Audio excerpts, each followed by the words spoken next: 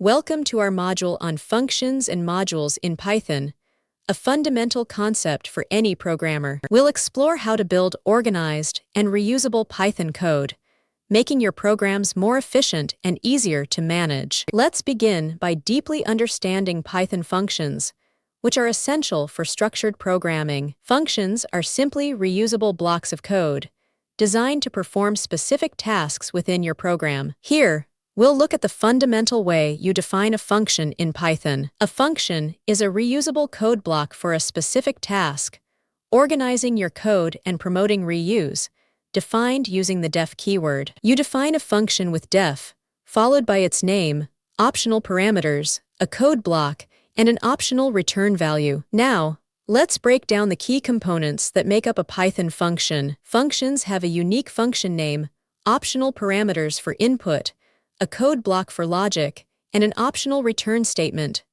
Otherwise, it returns none. This example defines an add numbers function that takes two inputs and returns their sum, then prints the result. Next, we'll dive into the different types of Python function parameters, giving you flexibility in how you pass data. First, we have positional arguments, where the order of arguments matters when calling the function. Then, there are keyword arguments, allowing you to pass values by explicitly naming the parameter. We also have default arguments, which provide a fallback value if an argument isn't explicitly provided. Finally, we'll explore variable length arguments, allowing functions to accept an arbitrary number of inputs. Let's explore function return values, understanding how functions communicate their results back to your program. This section focuses on the various ways functions can output the results of their operations. First, we'll cover the straightforward concept of returning a single value from a function. Functions use the return statement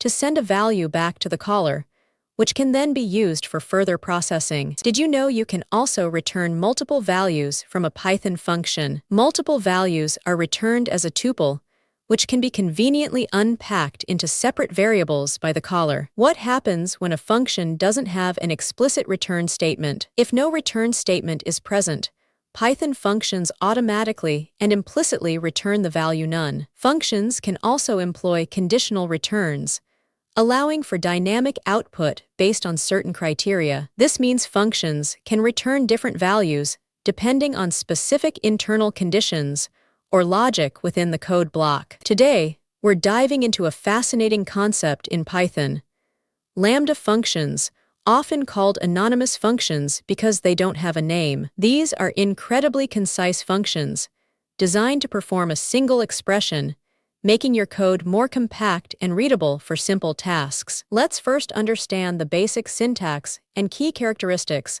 that define these unique Python functions. Lambda functions are small, unnamed functions, defined using the lambda keyword. They are anonymous, contain a single expression, and automatically return its result. The syntax is lambda followed by arguments, a colon, and then the expression. This code defines an add function that sums two numbers. Now, let's explore where lambda functions truly shine and how they can simplify your Python code. These are ideal for short, simple functions used once, especially with higher-order functions like map, filter, or sorted. Avoid them for complex tasks. This example uses map with a lambda function to square each number in a list, elegantly transforming numbers into squared numbers. Next, we'll learn how to create your very own Python module, a fundamental step for organizing your code. This involves a few simple steps for organizing reusable code, making it easy to manage and share across projects. First, simply create a new file and name it with a py extension. This marks it as a Python script. Inside this file, you'll add your Python code, defining functions, classes, and variables that you want to reuse. Then, save this file in a directory where Python can find it. This makes it accessible for importing into other scripts. Once saved, your module is ready.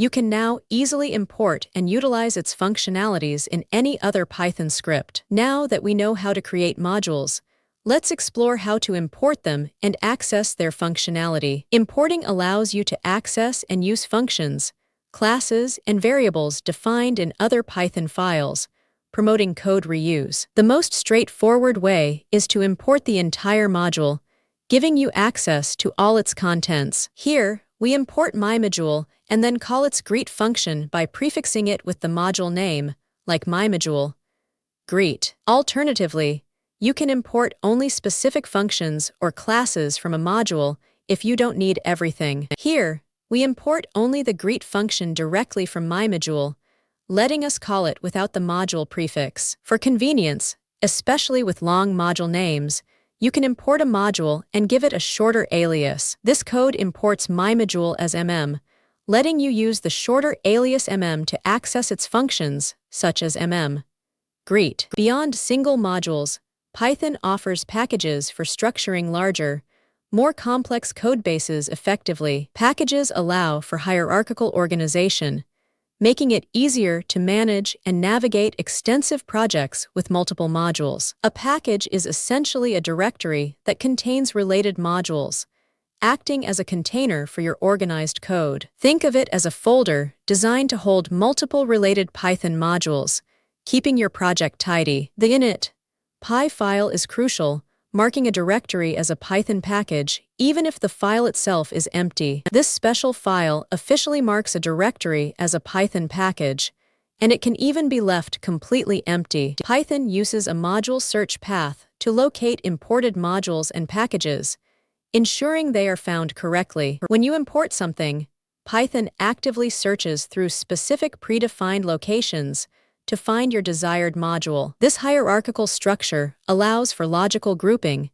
making your project's codebase much easier to understand and manage. It enables logical grouping, which is essential for better organization and efficient management of your entire codebase. Ultimately, packages greatly enhance code reusability, allowing you to share and leverage functionalities across various projects. This structure encourages sharing and reusing your carefully developed functionalities across many different projects, saving time. All right, let's take a moment to summarize everything we've learned about functions and modules in Python. Here are the most important key takeaways that you should remember from this lesson. Remember, functions are fundamental for creating reusable blocks of code to perform specific, defined tasks efficiently. Parameters are crucial as they allow your functions to accept and process diverse inputs, making them flexible. Functions produce return values as their output,